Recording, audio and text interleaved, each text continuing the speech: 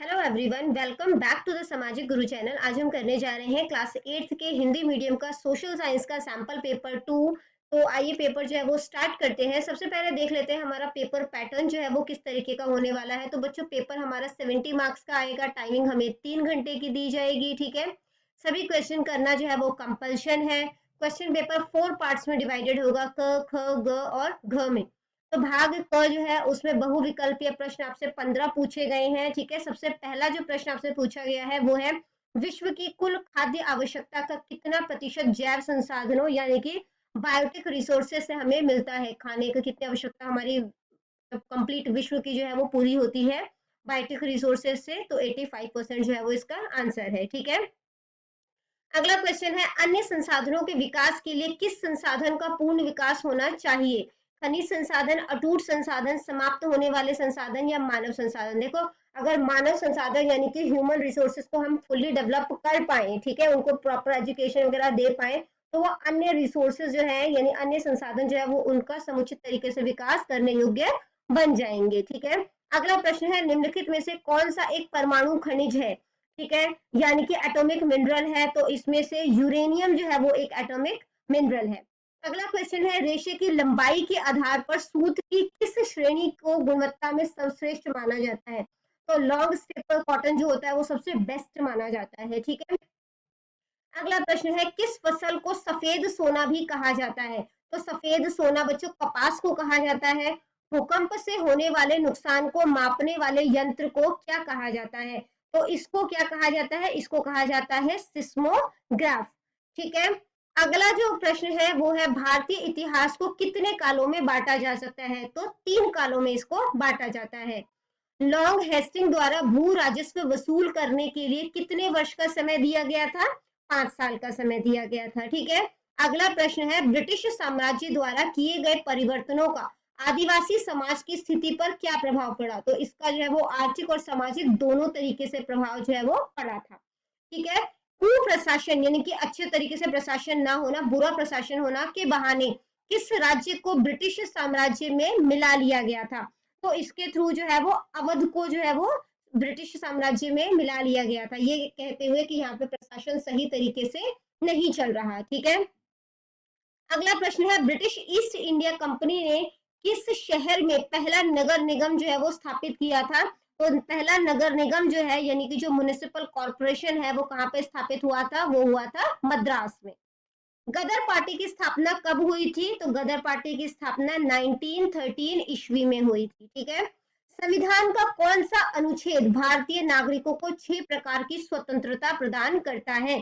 तो अनुच्छेद 19 यानी कि आर्टिकल 19 जो है वो 6 प्रकार की स्वतंत्रता जो है वो हमें प्रदान करता है। नेक्स्ट प्रश्न है, शिक्षा का अधिकार संविधान के किस अनुच्छेद के अंतर्गत आता है। तो ये आता है आपका आर्टिकल 21A में, ठीक है। अगला जो क्वेश्चन है वो है, उच्च न्यायालय कहाँ बने हैं। जिला स्तर पर, तहसील स्तर पर, राज्य स्तर पर या ग्राम स्तर पर। तो ये राज्य स्तर पर जो है वो बनाए जाते हैं, ठीक है। एक नंबर का 15 जो है ये क्वेश्चन से। अगले क्वेश्चन को देखते हैं, भाग ख आ जाता है भूगोल, 21 अंक का है। निम्नलिखित प्रश्नों के उत्तर एक शब्द या एक वाक्य में दीजिए। प्राकृतिक संसाधन कौन से हैं और हमें कौन प्रदान करता है। तो प्राकृतिक संसाधन जो है वो संसाधन होते हैं जो प्रकृति हमें देता है, ठीक है। और इसमें जो है वो क्या आ जाता है, वन, खनिज पदार्थ, मिट्टी, समुद्र, सौर ऊर्जा, ये सारे जो है वो प्राकृतिक संसाधन है। अगला क्वेश्चन है, भूमि को मुख्यतः किस किस धरातली वर्गों में बांटा जा सकता है, मतलब किस किस तरीके के लैंडफॉर्म्स में बांटा जा सकता है। तो इसको जो है वो बांटने के लिए हम इसको बांट सकते हैं पर्वत में, पठार या मैदान में, ठीक है। अगला प्रश्न है, खनिज संसाधनों की परिभाषा लिखिए। तो खनिज पदार्थ वे प्राकृतिक पदार्थ है जो एक या अधिक तत्वों से बने होते हैं, ठीक है, या एक से ज्यादा जो है वो एलिमेंट से बने होते हैं। ये पृथ्वी के भीतरी भाग में पाए जाते हैं, मतलब जो पृथ्वी के अंदर पाए जाते हैं। और इनकी एक विशेष रासायनिक बनावट होती है। ये अपने भौतिक तथा रासायनिक गुणों से पहचाने जो है वो जाते हैं, ठीक है। अगला क्वेश्चन है, आपदा से क्या तात्पर्य है। आपदा मतलब डिजास्टर। तो डिजास्टर जो है वो क्या है, मनुष्य को अपने जीवन में प्रकृति तथा अपने आप द्वारा पैदा किए गए कई खतरों का सामना करना पड़ता है, ठीक है। जैसे भूकंप आ जाए या जो है वो आतंकवादी हमला हो जाए, बम फट जाए, तो ये कुछ मानव निर्मित हो सकते हैं और कुछ जो है वो मतलब प्रकृति जो है वो हमें जो है वो आपदा में डाल देती है, ठीक है। तो जब ये खतरे मनुष्य के लिए घातक बन जाए, जिसमें कह सकते हो कि काफी ज्यादा जान माल की हानि होती है, तो उन्हें जो है हम आपदा कहते हैं। ठीक है, अगला प्रश्न है, दो दो नंबर के दो क्वेश्चन है, समुद्रों से हमें क्या क्या प्राप्त होता है? तो समुद्र हमें खनिज तथा शक्ति संसाधन प्रदान करते हैं। ठीक है, इसके अलावा ये हमें जो है वो मछलियां, मोती, सीपियां, हीरे जवाहरात आदि भी जो है वो प्रदान करते हैं। अगला क्वेश्चन है, कृषि को कौन कौन से तत्व प्रभावित करते हैं? तो कृषि को बहुत सारे तत्व हैं जो प्रभावित करते हैं। जलवायु कैसी है वहां पे जमीन किस तरीके की है, ठीक है, मिट्टी का प्रकार कैसा है, किस तरीके की मिट्टी है, काली मिट्टी है ना, रेतीली मिट्टी है, सिंचाई जो है वो किस तरीके की, वहां पे सिंचाई के लिए पानी है नहीं है, कितना टाइम पानी रहता है, कृषि किस तरीके से की जा रही है, मंडियों की सुविधा है कि नहीं है, यातायात का साधन है कि नहीं है, बैंकों की सुविधा ताकि उनको लोन मिल सके तो वो सुविधा है कि नहीं है, ये सारी चीजें जो है वो डिपेंड करती है। ठीक है, अगला जो क्वेश्चन जो है हमसे पूछा गया है, 50 शब्दों से अधिक में दीजिए आंसर इसका। ठीक है, यहाँ पर जो है ये आपको टोटल 6 मार्क्स का ये क्वेश्चन है। मिट्टी के प्रकार बताकर जलोढ़ मिट्टी के महत्व के बारे में जो है वो लिखना है। तो मिट्टी के जो है वो 6 प्रकार होते हैं। ठीक है, जलोढ़ मिट्टी, काली मिट्टी, लाल मृदा, मृदा या मिट्टी, आप दोनों में से कुछ भी लिख सकते हो। ठीक है, लेटराइट मृदा, वन्य तथा पर्वतीय मृदा और मरुस्थलीय मृदा। जलोढ़ मिट्टी का महत्व क्या है? तो जलोढ़ मिट्टी जो है वो बारीक कणों से बनी होती है और ये कण मिट्टी को उपजाऊ बनाते हैं। ठीक है, जो जलोढ़ मिट्टी होती है वो बहुत ही ज्यादा उपजाऊ होती है और इसलिए जलोढ़ मिट्टी द्वारा बने मैदान कृषि के लिए बहुत ही महत्वपूर्ण माने जाते हैं, क्योंकि ये बहुत ही ज्यादा फर्टाइल यानी कि उपजाऊ होते हैं। भारत का जो सिंधु गंगा ब्रह्मपुत्र मैदान है वो इसी प्रकार का एक मैदान है। ठीक है, या तो ये क्वेश्चन अटेम्प्ट करना था या ये अगला क्वेश्चन है कि मिट्टी संसाधन की इस्तेमाल किस प्रकार से की जा सकती है। ठीक है, यानी जो सॉइल है उसको आप किस तरीके से कंजर्व कर सकते हो, बचा सकते हो। ठीक है, तो मिट्टी के अपरदन को रोकना चाहिए, इसके इरोजन को रोकना चाहिए, नदियों पर बांध बनाकर बाढ़ों के पानी को रोकना चाहिए। ठीक है, इसके अलावा जो है वो ज्यादा पानी अगर जैसे जमीन में जब वो ज्यादा पानी आ जाए, ठीक है, बरसात की वजह से, किसी भी रीजन से, बाढ़ की वजह से, तो उसको निकालने का जो है वो होना चाहिए, मतलब कि हमारे पास टेक्निक्स होनी चाहिए, अधिक पानी का निकास करके सीलन सेम की समस्या से छुटकारा पाना चाहिए। बाढ़ों को रोकने से मिट्टी अपरदन को रोका जा सकता है। अगर बाढ़ ना आए तो मिट्टी को के बहाव को रोका जा सकता है और नदियों के आसपास पड़ी जो एक्स्ट्रा भूमि होती है, अतिरिक्त भूमि होती है, उसको कृषि योग्य बनाया जा सकता है। ठीक है, इसके अलावा कृषि के गलत तरीकों से भी मिट्टी कमजोर होती है, इससे आवश्यक है कि कृषि के ढंग जो है वो अच्छे हों।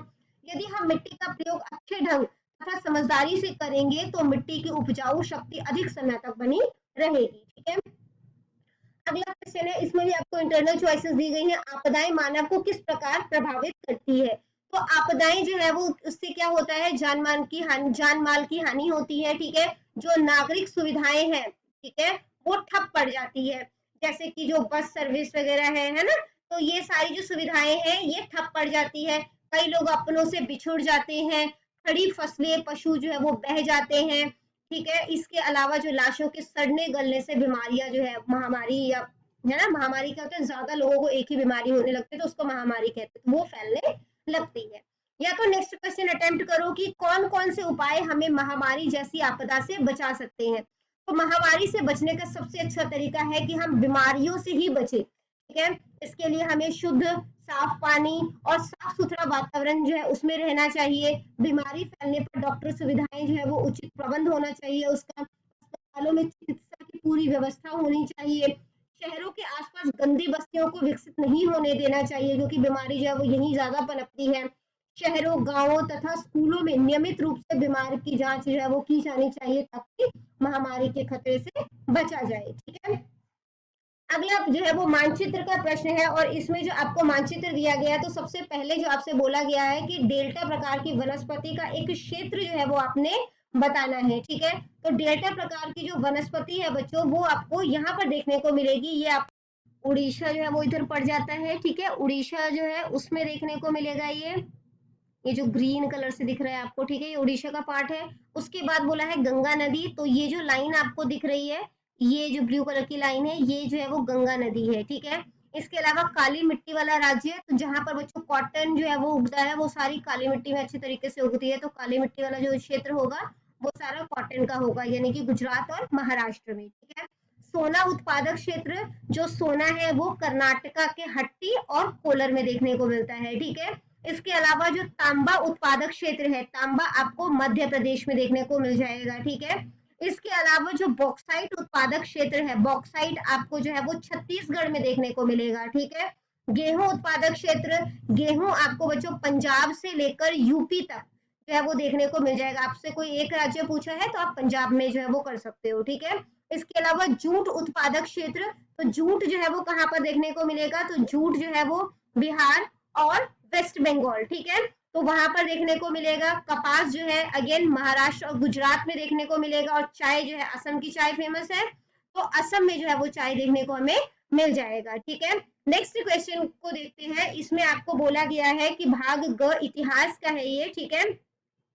और इसमें जो सबसे पहले आपसे फिलअप पूछा गया है वो है देसी रियासतों के राजा महाराजा डैश उद्योगों द्वारा तैयार की गई वस्तुओं का प्रयोग करते थे। तो ये किस तरीके की वस्तुओं का प्रयोग करते थे, ये लघु उद्योगों द्वारा बनाई गई वस्तुओं का प्रयोग करते थे, ठीक है। तो यहाँ पर आ जाएगा लघु। अगला क्वेश्चन है मालवाड़ी व्यवस्था गांव के पूरे समुदाय को मिलाकर बनाई गई थी। तो ये बिल्कुल सही है, ठीक है। आनंद मठ किसने लिखा था, तो आनंद मठ बंकिम चंद्र चटर्जी ने लिखा था। संविधान सभा का गठन कब हुआ था और इसके कितने सदस्य थे, तो संविधान सभा का गठन जो है वो 1946 में हुआ था और इसमें टोटल 389 सदस्य थे, ठीक है। अगला क्वेश्चन है बक्सर का युद्ध कब तथा किसके मध्य हुआ, तो बक्सर का युद्ध 1764 ईस्वी में अंग्रेजों तथा बंगाल के नवाब मीर कासिम के बीच में हुआ था, ठीक है। इस लड़ाई में अवध के नवाब सिराजुद्दौला और तथा मुगल सम्राट सिराजुद्दौला तथा मुगल सम्राट शाह आलम द्वितीय ने मीर कासिम का जो है वो साथ दिया था, ठीक है। अगला जो क्वेश्चन है वो है राजा राम मोहन रॉय द्वारा स्त्रियों के उद्धार से संबंधित दिए गए योगदान का संक्षिप्त वर्णन करो। तो ये जो है वो राजा राम मोहन रॉय ने मतलब कि कह सकते हैं स्त्रियों के ऊपर क्या क्या उद्धार किए, तो उससे संबंधित क्वेश्चन है। तो राजा राम मोहन रॉय 19वीं शताब्दी के महान समाज सुधारक थे और उनका मानना था कि समाज तब तक उन्नति नहीं कर सकता जब तक महिलाओं को पुरुषों के समान अधिकार जो है वो नहीं दिए जाते। तो उन्होंने समाज में सती प्रथा को समाप्त करने के लिए प्रचार किया, ठीक है। उन्होंने विलियम बेंटिंग की सरकार को ये विश्वास दिलाया कि सती प्रथा का प्राचीन धार्मिक शास्त्र में कोई स्थान नहीं है, ठीक है। और उनके तर्कों और प्रयत्नों के परिणाम स्वरूप सरकार ने 1829 ईस्वी में सती प्रथा पर रोक लगा दी कानून के द्वारा, ठीक है। नेक्स्ट जो पॉइंट है वो है उन्होंने महिलाओं की भलाई के लिए कई लेख लिखे ताकि लोगों को अवेयर किया जा सके। उन्होंने बाल विवाह और बहु विवाह की निंदा की और इसके अलावा जो कन्या वध है उसका विरोध किया, ठीक है। इसके बाद जो फोर्थ पॉइंट है हमारा, उन्होंने पर्दा प्रथा को महिला विकास के मार्ग में बाधा बताते हुए इसके विरुद्ध आवाज उठाई, ठीक है, कि पर्दा प्रथा जो है वो सही नहीं है। अगला जो क्वेश्चन है वो 50 शब्दों से ज्यादा में उत्तर देना है, ठीक है, और ये इंटरनल चॉइसेस के साथ आएंगे ये क्वेश्चंस। रेगुलेटिंग एक्ट से क्या भाव है, 1773 ईस्वी में भारत में अंग्रेजी ईस्ट इंडिया जो कंपनी थी उनके कार्यों की जांच करने के लिए एक एक्ट पास किया गया, ठीक है। इसी को रेगुलेटिंग एक्ट के नाम से जाना जाता है और इस एक्ट के अनुसार ब्रिटिश संसद को भारत में अंग्रेजी ईस्ट इंडिया कंपनी के कार्यों की जांच करने का अधिकार मिल गया था, ठीक है।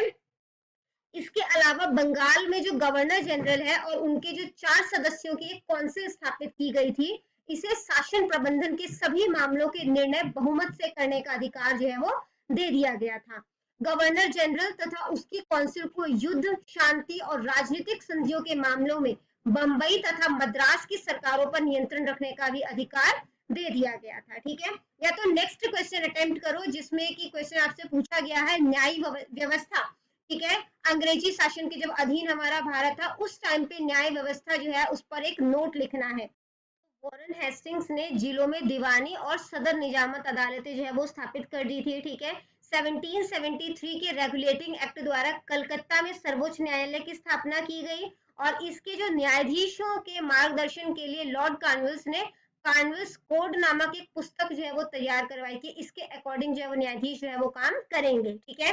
1832 ईस्वी में लॉर्ड विलियम बेंटिक ने बंगाल में ज्यूरी प्रथा की स्थापना की, ठीक है, और इसके अलावा 1833 ईस्वी के चार्टर एक्ट द्वारा कानूनों का संग्रह करने के लिए इंडियन लॉ कमीशन की स्थापना की गई और सभी कानून बनाने का अधिकार गवर्नर जनरल को दे दिया गया कि इसके बाद से जितने भी कानून होंगे वो सभी जो है वो गवर्नर जनरल बनाएंगे। ठीक है, देश में कानून का शासन जो है वो लागू कर दिया गया और इसके अनुसार सभी भारतीयों को बिना किसी भेदभाव के कानून की नजर में बराबर समझा जाने लगा। ठीक है, और इतना होने पर भी भारतीयों के प्रति भेदभाव जो है वो जारी रहा और उन्हें कुछ विशेष अधिकारों से वंचित रखा गया। ठीक है, जैसे कि भारतीय जजों को यूरोपियन के मुद्दों को सुनने का अधिकार जो है वो नहीं दिया गया। ठीक है, अगर कोई यूरोपियन जो है वो किसी के लिए अपराध मतलब किसी चीज के लिए अपराधी माना जाता है तो भारतीय जज उसका मुकदमा जो है वो नहीं मतलब कि सुना सकते।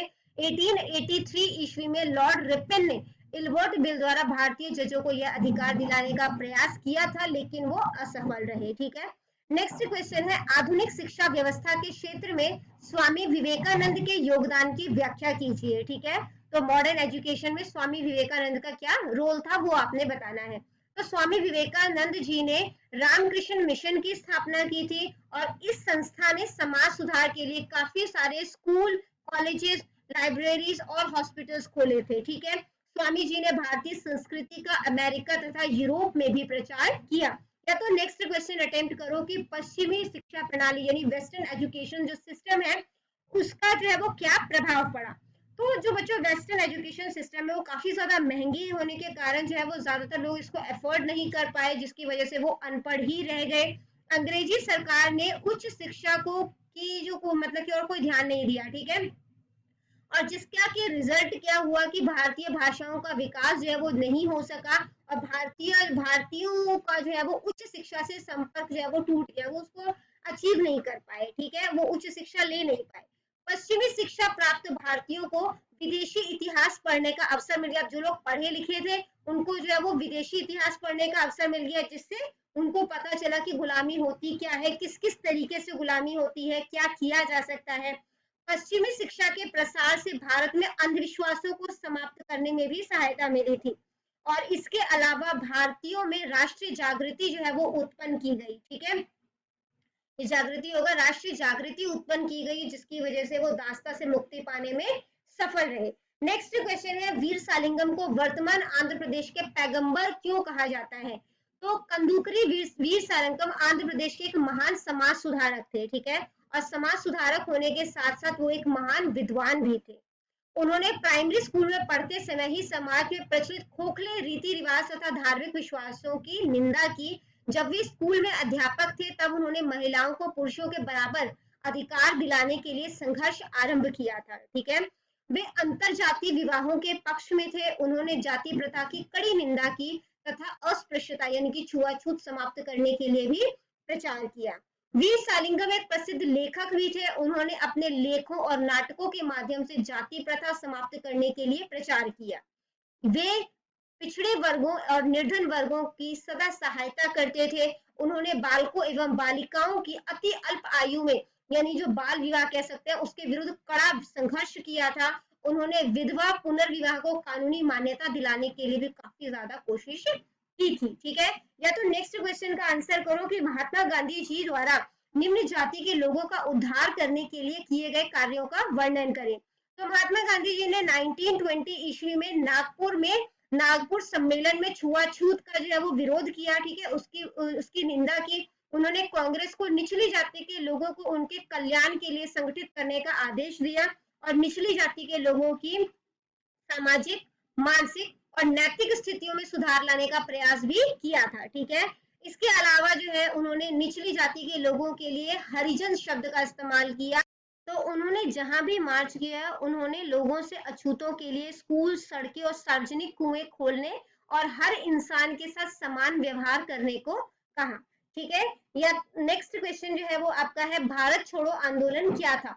तो द्वितीय विश्व युद्ध में इंग्लैंड जो है वो जापान के विरुद्ध लड़ा था। ठीक है, इंग्लैंड जो जापान की जो है वो लड़ाई हुई थी और जापान ने भारत पर आक्रमण करने का निर्णय लिया क्योंकि भारत पर अंग्रेजों का शासन था। ठीक है, गांधी जी का मानना था कि यदि अंग्रेज भारत छोड़कर चले जाएं तो जापान भारत पर आक्रमण नहीं करेगा और 8 अगस्त 1942 ईस्वी को गांधी जी ने भारत छोड़ो आंदोलन आरंभ किया। सरकार ने 9 अगस्त 1942 को गांधी जी तथा कांग्रेस के अन्य नेताओं को बंदी बना लिया। क्रोध में आकर लोगों ने स्थान स्थान पर पुलिस थानों, सरकारी भवनों, डाक खानों, रेलवे स्टेशनों आदि को काफी ज्यादा नुकसान पहुंचाया। सरकार ने भी कठोरता की नीति अपनाई, लेकिन वह आंदोलनकारियों को दबाने में सफल नहीं हो सकी। ठीक है, नेक्स्ट क्वेश्चन अटेम्प्ट करो। जो क्वेश्चन है, साइमन कमीशन के विषय से आप क्या जानते हो? ठीक है, उसके उसके बारे में आप क्या जानते हो? अंग्रेजी सरकार ने 1919 इश्यू में सुधार एक्ट की जांच करने के लिए 1928 इश्यू में साइमन कमीशन को भारत भेजा था। ठीक है, और इस कमीशन में टोटल 7 सदस्य थे, लेकिन कोई भी भारतीय नहीं था। अतः इसे जब ये कमीशन जो है वो इंडिया में आया, तो इसे काली झंडियों के साथ साइमन वापस जाओ के नारों के विरोध का जो है वो सामना करना पड़ा।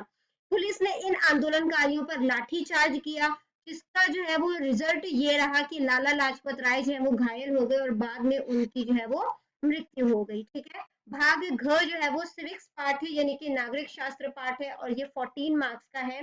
भारत के संविधान में डैश मौलिक अधिकारों को शामिल किया गया है, तो 6 मौलिक अधिकारों को जो है वो शामिल किया गया है। ठीक है, नेक्स्ट सही गलत बताना है। हम सभी संविधान के समक्ष समान है, मतलब संविधान के सामने हम सभी बराबर है, तो ये बिल्कुल सही है। ठीक है, अगला क्वेश्चन है, न्यायपालिका किसको कहते हैं? तो न्यायपालिका सरकार का वो अंग है जो न्याय करती है। ठीक है, वह यह संविधान तथा मौलिक अधिकारों की रक्षा करती है, और जो भी कानून का उल्लंघन करे ऐसे व्यक्ति को दंड देती है। ठीक है, यानी कि पनिश करती है।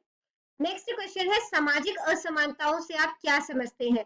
तो हमारे समाज में जाति, संप्रदाय, भाषा आदि के नाम पर बहुत सारी असमानताएं देखने को मिलती है, और इन्हें सामाजिक असमानता का नाम दिया जाता है। ठीक है, अगला क्वेश्चन दो नंबर के हैं, 2 नंबर के 2 क्वेश्चन है। संविधान में शामिल आदर्शों से क्या तात्पर्य है? तो भारतीय संविधान की प्रस्तावना में संविधान के मुख्य उद्देश्य और मौलिक सिद्धांत जो है वो दिए गए हैं। ठीक है, इन्हें संविधान के आदर्श कहा जाता है, और ये आदर्श भारत राष्ट्र के स्वरूप को निश्चित करते हैं कि भारत राष्ट्र जो है वो किस तरीके का होगा या किस तरीके का है। ठीक है, इसके अलावा जो नेक्स्ट क्वेश्चन है वो है अनपढ़ता, यानी कि निरक्षरता किसको कहते हैं? तो अनपढ़ता का अर्थ होता है लोगों का पढ़ा लिखा ना होना। ऐसे लोगों को स्वार्थी राजनेता आसानी से पथभ्रष्ट कर देते हैं, मतलब अपनी बातों से फुसला सकते हैं। ठीक है, बहला फुसला देते हैं, और एक सर्वेक्षण के अनुसार लगभग 1/3 लोग जो है वो अनपढ़ है। ठीक है, नेक्स्ट क्वेश्चन जो है 50 से अधिक शब्दों में उत्तर देना है, ये इंटरनल चॉइस होंगे इन क्वेश्चंस में। संविधान की सर्वोच्चता से आप क्या समझते हैं? ठीक है, तो संविधान जो है वो एक कानूनी दस्तावेज है, और यह देश का सर्वोच्च कानून है।